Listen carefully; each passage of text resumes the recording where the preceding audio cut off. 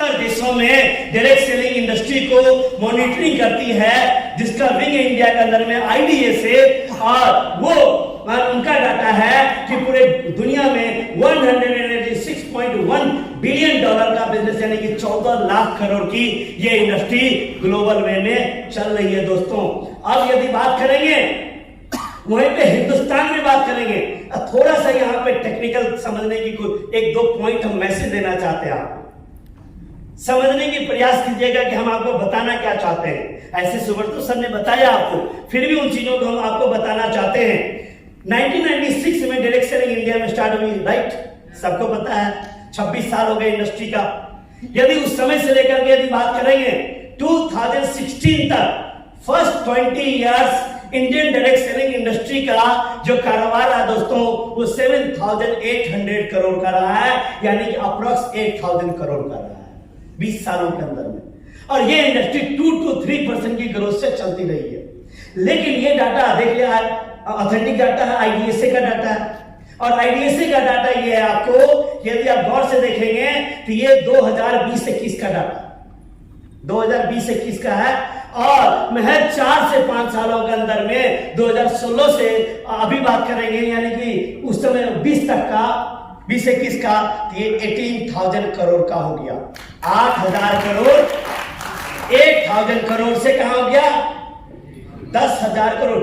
20 साल में इंडस्ट्री पहुंचती है 8,000 करोड़, और मात्र 4 सालों में पहुंच जाती है 18,000 करोड़। 10,000 करोड़ 12% की ग्रोथ से इंडस्ट्री ग्रो करती है दोस्तों। क्यों हुआ?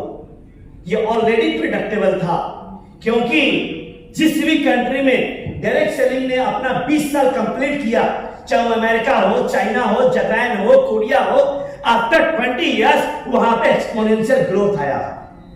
और ये तो हो रहा।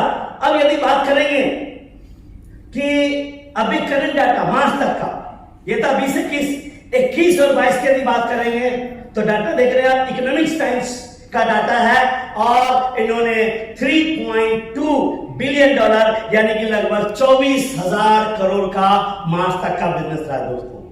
एक साल में 20-21 में 18,000 करोड़, और 21-22 में आप क्या दिख रहा है?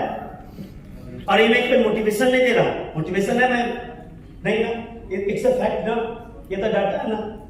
तो इसके बावजूद भी पट्टी यदि बंधा हुआ है, तो हमारे बिहार में कहावत है कि जिसके माथे में कंकर क्या करे शंकर, है ना।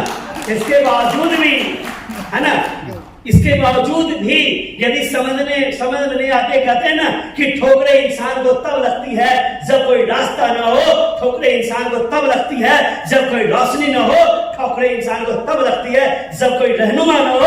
उसके बावजूद भी यदि ठोकरे खाता है तो ठोकरे खाने के लिए पैदा लिया दोस्तों। सब चीज के बावजूद ठोकर क्यों लग रहा है? सब चीज हम जानते हैं, इट्स ए फैक्ट, तो हमें बड़ा करना चाहिए ना। ग्रो कर रही है, और इतना ही नहीं, ये क्या है, सिलीगुड़ी, वेस्ट बंगाल, अभी तक हमने ग्लोबल बात किया, उसके बाद हमने इंडिया की बात किया, चलिए हम स्टेट की बात करते हैं। बंगाल, कोलकाता में प्रोग्राम हुआ था IDSA का, मैम मिताली मैम कोलकाता में हुआ था अभी से 4-5 महीने पहले, और आपको डाटा दिया गया कि वेस्ट बंगाल हिंदुस्तान का सेकेंड लार्जेस्ट स्टेट है after Maharashtra. Hello, after Maharashtra West Bengal is the second largest market, यानी कि इंडिया के जितना भी टर्नओवर हो रहा है उसमें वेस्ट बंगाल का 11% का कंट्रीब्यूशन है। यानी कि टर्नओवर में बात करेंगे तो वेस्ट बंगाल का टर्नओवर 2,000 करोड़ का है। बिहार तीसरे नंबर पे है, बिहार तीसरे नंबर पे, चौथे नंबर पे है, वेस्ट बंगाल कहां है? तो मैं तो आया हूं, मैं जिसने भी तन्मय सर ने कहा कि आना सिलीगुड़ी, मैंने कहा जाऊंगा तो जरूर, क्योंकि बंगाल में तो अड्डा बनाना है। Hello, yes sir.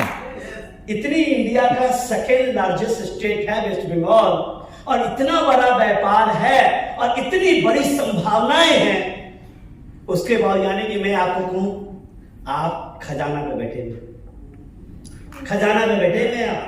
है ना, और बहुत बड़ा कर सकते हैं, क्योंकि बेरोजगारी बहुत ज्यादा है यहाँ पे, है ना। और जैसा कि सुब्रतो सर ने कहा कि किस तरीके से लोअर मिडिल क्लास और मिडिल क्लास लोग जितने कम इनकम पे सरवाइव कर रहे हैं, तो यहाँ पे बहुत बड़ा अपॉर्चुनिटी है ना।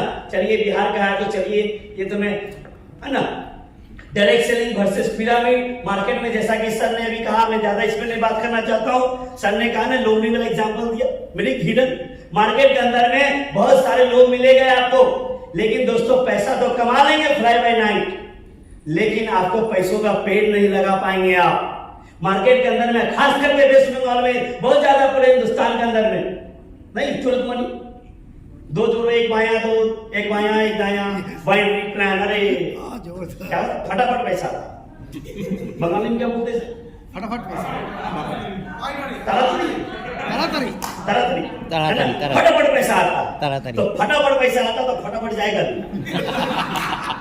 है ना, फटाफट जाएगा भी दोस्तों। अब वो सब जमाना चला गया, है ना। अब उन सभी चीजों के चक्कर में नहीं आपको पड़ना चाहिए, क्योंकि यदि आप स्टेबल कंपनी में ही अपना लाइफ को आप स्टेब्लिश कर सकते हैं, बड़ा कर सकते हैं, तो ये चीजें, इसलिए इन सभी चीजों के ऊपर में नहीं रहिए। और एक जोरदार तालियां होना चाहिए मुझे अब एक रैपिड फायर क्वेश्चन करना चाहता हूं आपसे, जवाब देंगे आप?